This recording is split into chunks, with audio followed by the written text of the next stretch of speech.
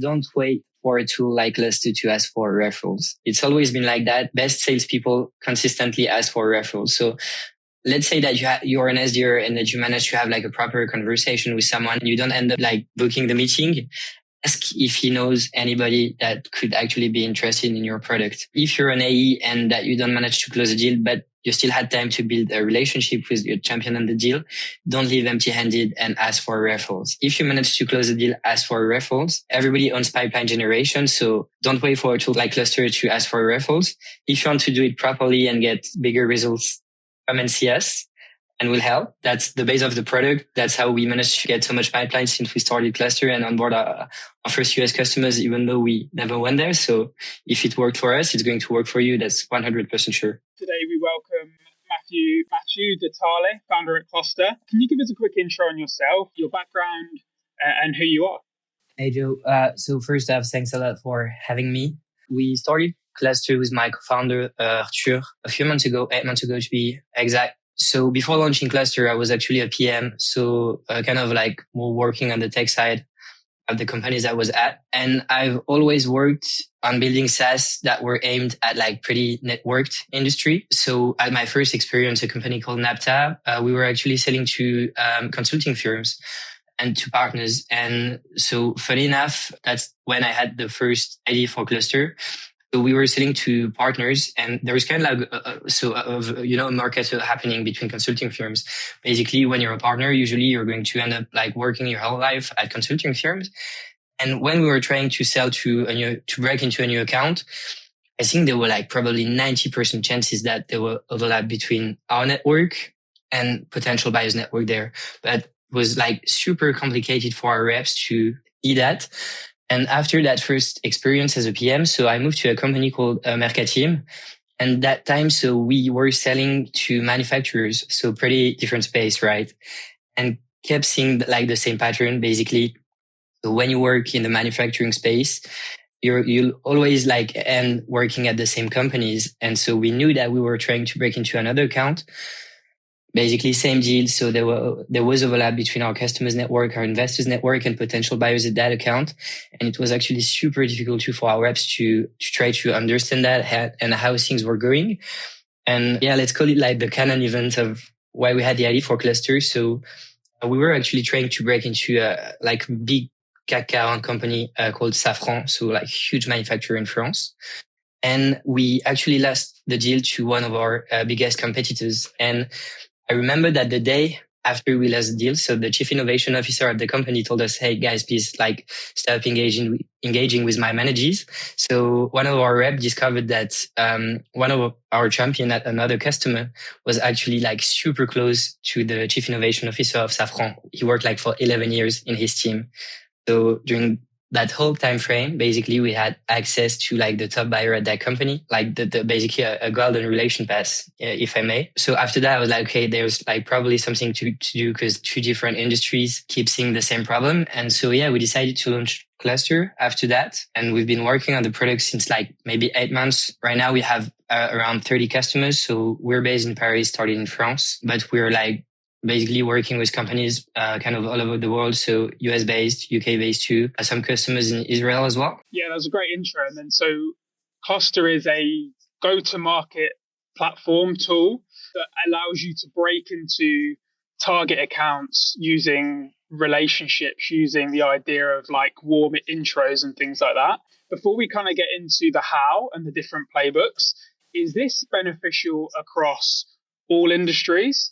I know you mentioned consulting, manufacturing, like SaaS. Is this beneficial across the board? And then can you just talk to us a little bit about why warm intros in general are so important to get your foot in the door as opposed to cold? Before actually starting coding the product, so we took to maybe, I'd say like around 70 different sales orgs to understand like why it was so hard to ask for warm intros or identify those warm paths. And we kept seeing the same pattern, basically. So usually when you create your own company at the beginning, like deals come from like the founder's personal network, your investor's network, or even your customer's network, which seems pretty logical because as the product is not yet what it's supposed to be, I mean, you're like the team is part of the product, right? So you have to build a genuine relationship with your customers in that kind of configuration. So it feels way more natural to ask for referrals. But usually as your sales org grows and gets structured, you end up doing like what everybody else does. So like more sequences, more outreach, getting intense, but that you actually should keep doing that one because it's like pretty good. And our belief is that in the age of AI, all that stuff will be commoditized. Like it gets easier by the day to access contact data and personalization at scale. And our belief is that probably like human to human relationships will never get commoditized.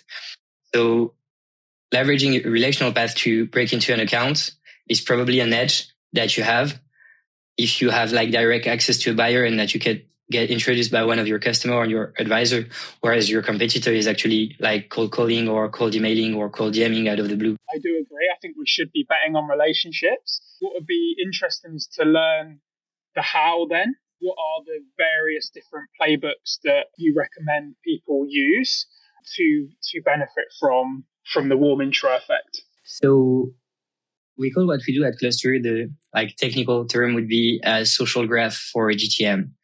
So there's two basic principles to grasp to understand how Clustr works. First, our agent understands what your IBP is, so your buyer persona, and then it's going to deeply analyze your customer's LinkedIn profile to see if they actually know people, so not simple first-degree LinkedIn connections that match your IBP.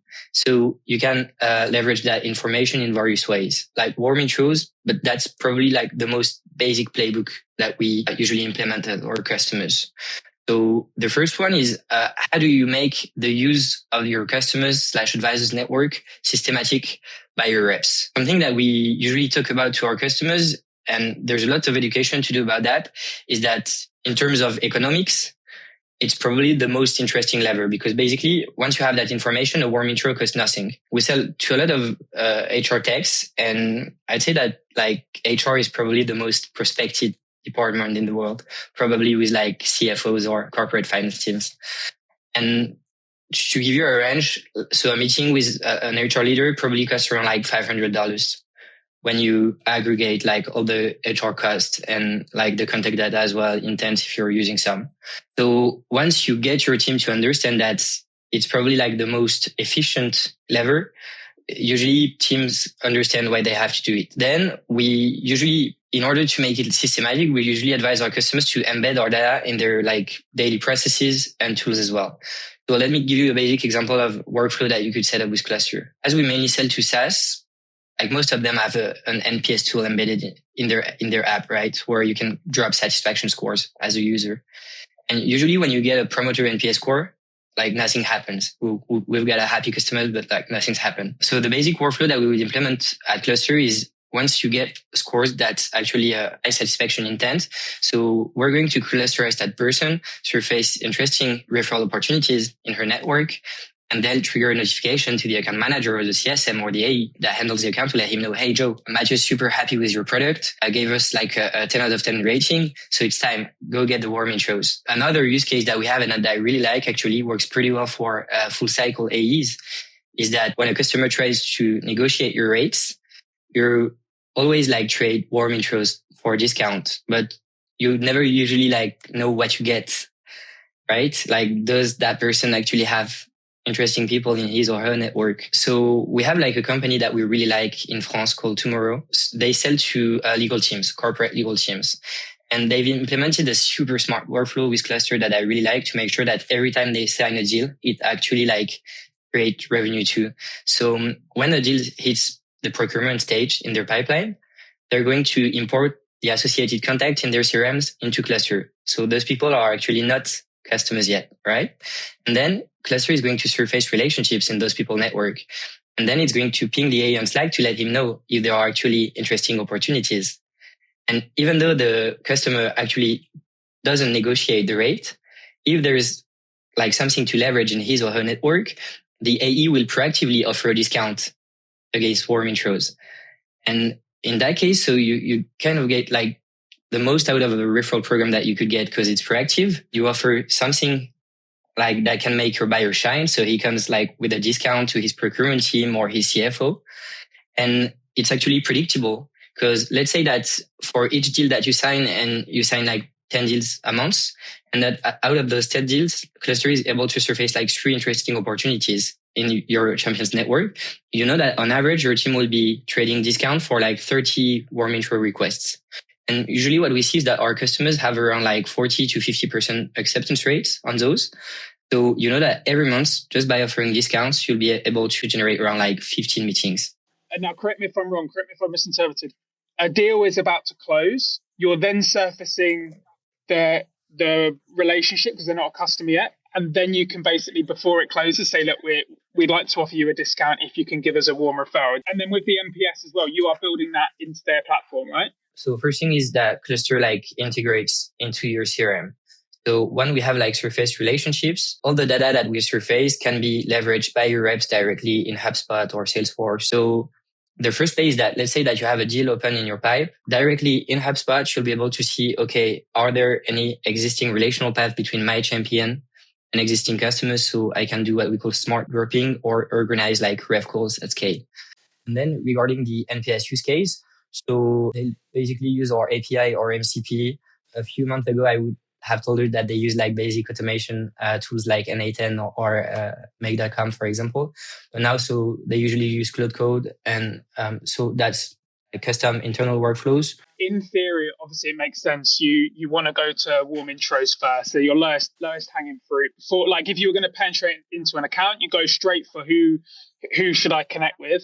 Can you give us an idea in terms of like what the conversion rates are through kind of the warm route, or any examples that you can share that's worked for yourself or any customers? Yeah. So when you request an intro to one of your customer, there is what we call the acceptance rate. So is like the referrer going to accept to introduce you to that person? So, and then there's what we call conversion. So is that actually going to create a meeting? Because that's not because you get introduced that it's going to automatically create a meeting rate.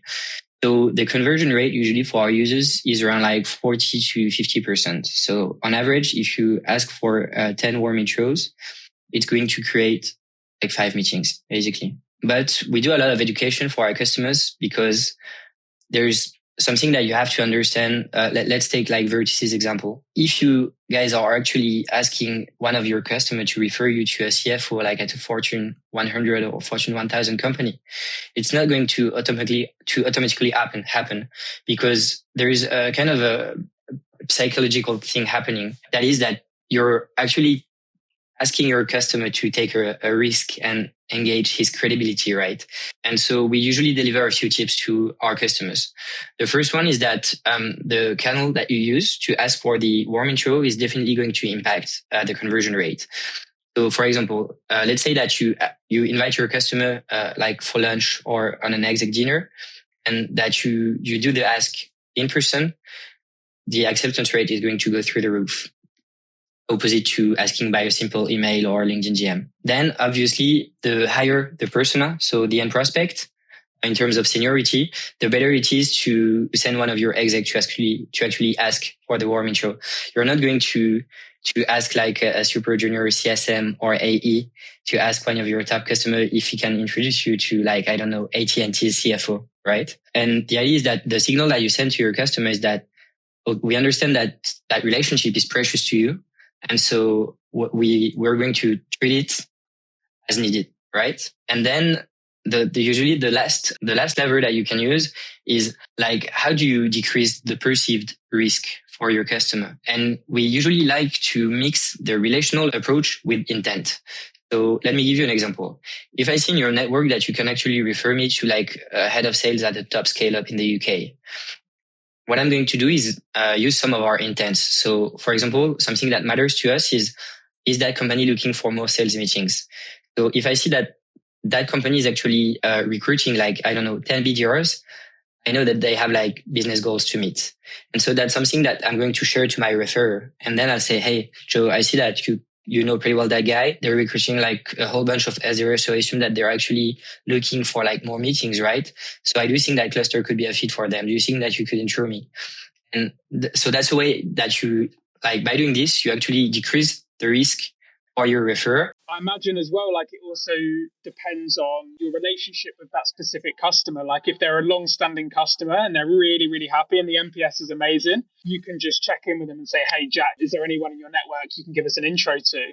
But then I imagine if it's, say, a newer customer, you might want to offer some form of incentive, maybe a discount or extra credits or something like that. So it's depending on a lot of different factors. Quick question. You mentioned about doing the intro through more human channels for a higher conversion rate. How does that actually work in practice? Because you would need to email or LinkedIn someone directly to ask them for dinner, or would you say to the person who's connecting you, hey, do you mind speaking to this person? And then they email you. How does that work? Yeah. No, when I say that, actually, it's more so, let's say that, yeah, I'm taking you again as an example, but let's say I'm interested in someone in your network and that I want to be sure that you're actually going to refer me. Then what I would do is invite you on a lunch to have like a proper moment with you, like human to human moment and interaction. And that way it's like always, easier to ask, because like always better to use in-person meetings to create a genuine relationships. So how does that work for our customers? That's quite funny. So like not so long ago, I was talking to the VP of growth, like at one of the biggest French scale-ups. They might be like, I don't know, 1K people probably. And he was telling me that a struggle that he had is that they just give like basically envelopes to their AEs that they're able to spend like how they need to spend. And most of them were actually like spending it on Ubers, like coming back from trade shows or whatsoever. And so we were talking about that referral playbook, and it was like, what we're currently struggling with our FP&A team is how do we make them understand that we want them to spend that on lunch with customers, people that they have signed, let's take the example of an AE. So first, during your sales cycle, probably go and physically, so in person, see your customer, to create some kind of like genuine relationships. And then once the deal is closed, like every 3 months, send a WhatsApp or like a text message just to check in and say, hey, hello. So how's your onboarding going? Do you have like any feedback I could forward to our CSM team? Looking forward to hear some of your feedbacks regarding the product or whatsoever, just to maintain that bond.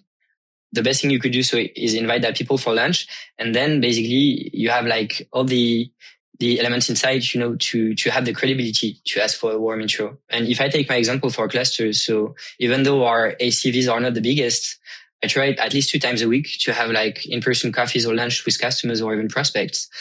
And that's probably the best business decision that we've made, because like everybody, we could spend that like on, I don't know, phone or email credits or any AI GTM tools. But the conversion rate is so high, or like when asking referrals on those meetings, that I'd rather spend sometimes like 200 euros on a lunch for 2% than like trying a new AI tool. As a BDR, are there any use cases for cold outbound, for phones, for LinkedIn DMs, where they can use your tool? And I guess I would also say for startups versus scale ups, like we've been talking for the bigger companies, but what about startups as well? Let me give you an example based on our own experience of using Clustr, because that's like right now our number one tool for pipe gen. So when I import one of our champions into Clustr, it's probably going to surface like 40 relationships that I'll be able to leverage. But you'll never be in a situation when you can ask like 40 referrals to someone, right? So the idea is that first you have to create a sample of like the best shots. And for those ones, you're going to ask for referrals to your champion. And then for the rest, we usually advise our customers to do what we call relationship-led outreach. So let's take an example. So you still know a head of sales at another company I'm interested in, and I already work with Joe. What I'm going to do is directly I really like cold call personally. So I'm going to call that person and use the fact that I already work with Joe as an icebreaker to legitimate my approach. And there's going to be 2 effects, basically. The first one is that it's going to spark curiosity on his end, because I'm going to mention the name of someone he knows and that he probably trusts. And that actually does the bridge with like the other element is that it's actually going to create trust. And the effect that you're looking for is I'm not like calling a prospect out of the blue. Then usually what you have to do is that, so if you're allowed to pitch, try to like present your product or your offer through the prism of the relationship.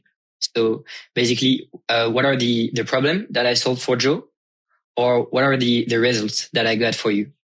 And then acknowledging that the context might be different in his situation, but as you guys already work together, I assume that's something that like might interest you as well. So like, would you be down to hear a bit more about what I implemented for Joe? Interesting. Let's shift gears a little bit. Can we talk about you specifically, like your whole GTM motion? How are you currently acquiring customers? I know you're using your own tool. That's something that we talked about. We talked about yesterday. So we coded an internal tool that we call the PRM at Clustr. So prospect relationship management. It's kind of like pre-CRM, and I actually have no credit for that. So it's actually my tech co-founder Arthur who built it with our third co-founder Loic, who handles all GTM related things basically at Clustr. So kind of like a GTME profile. So basically we're betting everything on intents. And the way our PRM works is that we're going to aggregate probably like 8 to 10 different signals to evaluate the hits at account and contact level. So let me give you a few examples. For example, we constantly scan LinkedIn to see if some people are actually posting about their companies starting an advocacy program, launching a referral program, thought leaders talking about word of mouth or like customer-led growth motions. We'll also constantly be scanning job openings, see if some companies are actually scaling their headcount in their sales org. And then by aggregating all those signals, we'll calculate like a global hit score for the company. And once it moves like above a very specific threshold, we're going to push that into our CRM.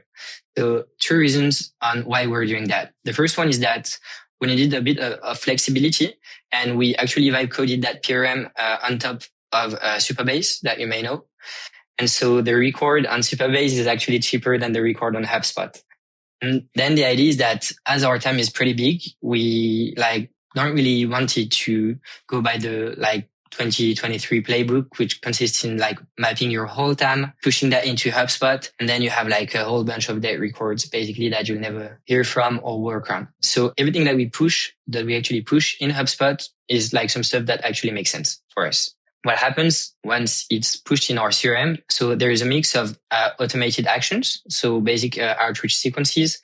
So we're going to reach out to those people and offer them like warm intro requests because we like have automatically clusterized some of their customers. And we'll try to mix that with the relational approach. So now that we have the intent, the idea is to scan their execs team network to see if we actually have like any leverageable relational path toward those people.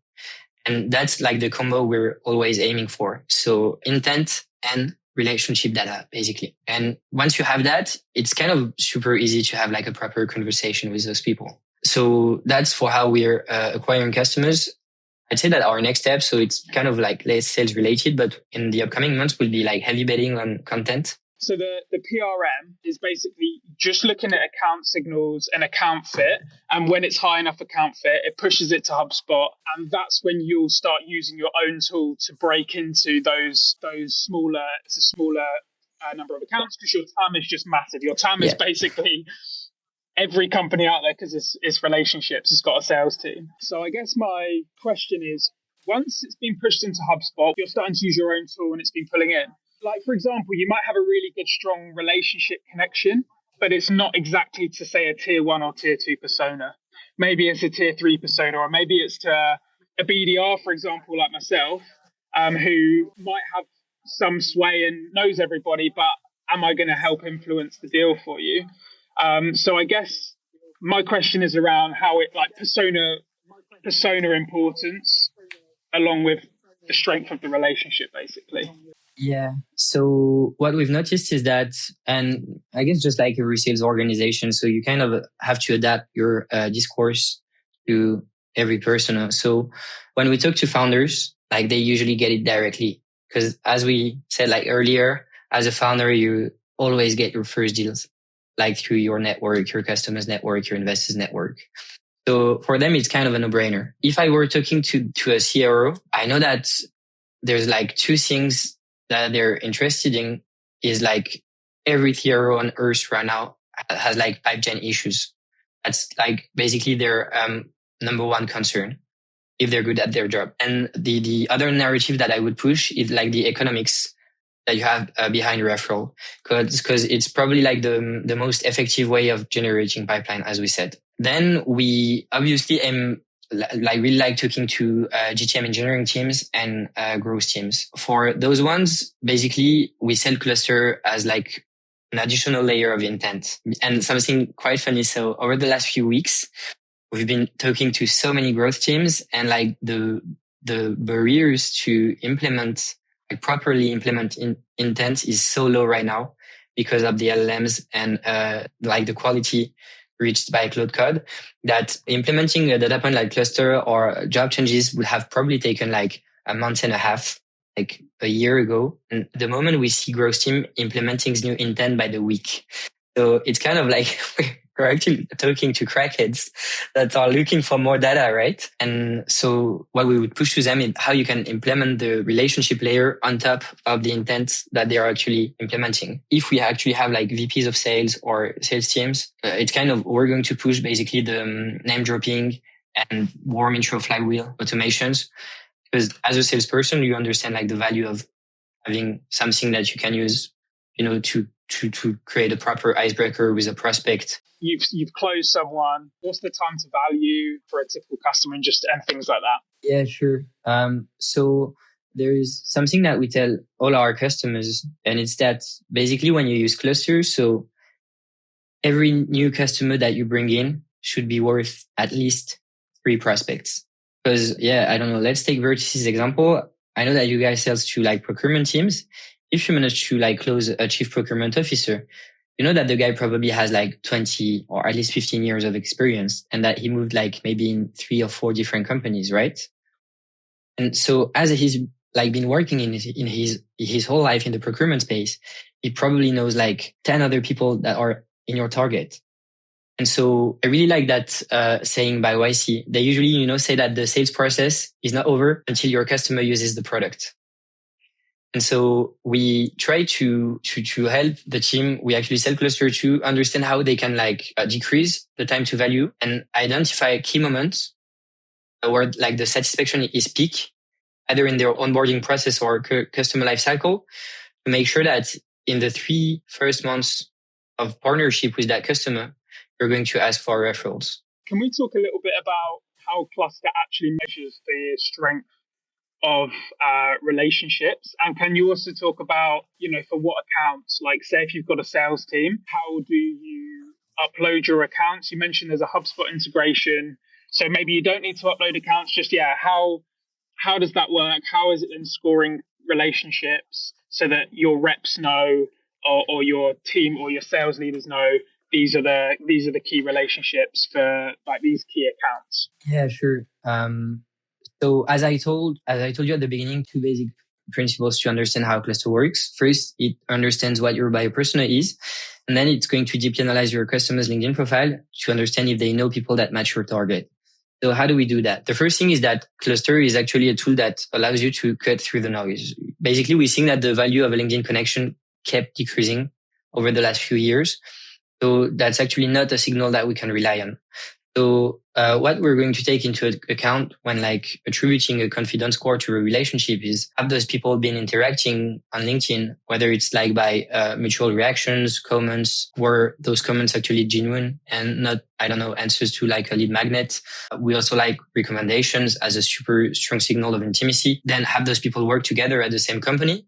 If so, for how long? Did they work in the same department, or at least departments that, are meant to collaborate? So for example, sales and marketing. Did they have a similar seniority level too? Have those people studied together for how long? Have they recommended skills to each other? And then once you have all that in the mix, basically you have a pretty good idea of the quality of the relationship and the intensity as well. It's interesting as well that you're not just looking at, say, the number of comments. You're looking at intimacy, what's the language telling you about the closeness of this relationship, as well as have they worked together? Have there been any crossovers a lot during certain periods of their life? Did they live in the same area? The next question for you then is, are there any other tools in the space, and where would you say you guys differentiate?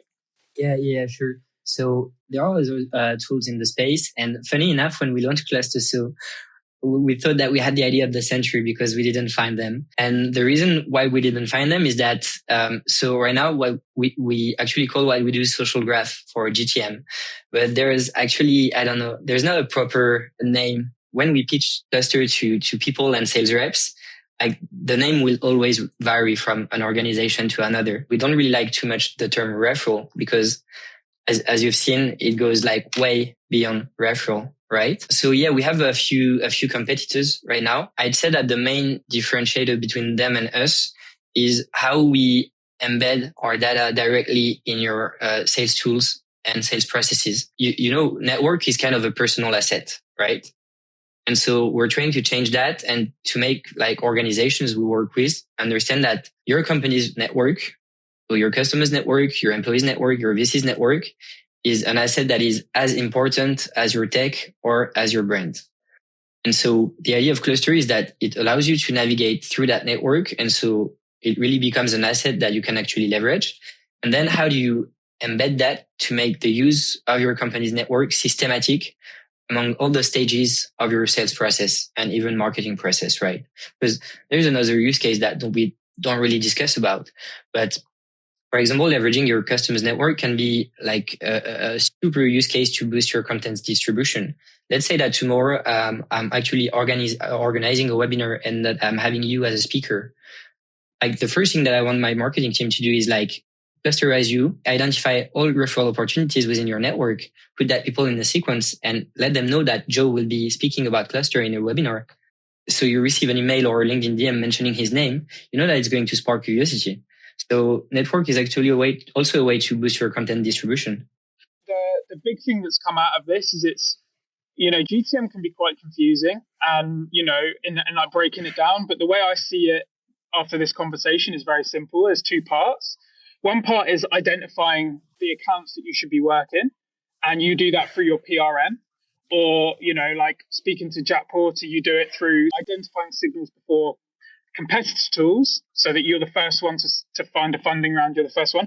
Or you identify deeper level of signals, but it's all to find the right accounts that you should reach out to now. Because as we talked about, Apollo, for $100 a month, you can access all the accounts under the sun and spam them with your messaging. So there's no value as a commodity. So once you've found those right accounts, it becomes how do you penetrate into those accounts? And I know from doing a lot of cold outbound that if you have a warm route in, that is the route in. You've learned that when you were talking about Saffron, you're betting heavy on the future being relationships with AI, with more tech, with more tools. That's the thing that AI can't replace. And I think I agree with you. I don't think that there's a question there. The question I would ask is, where is Clustr going? What have you yet to build, to add to the product? And then what are your goals as a company for, say, this year?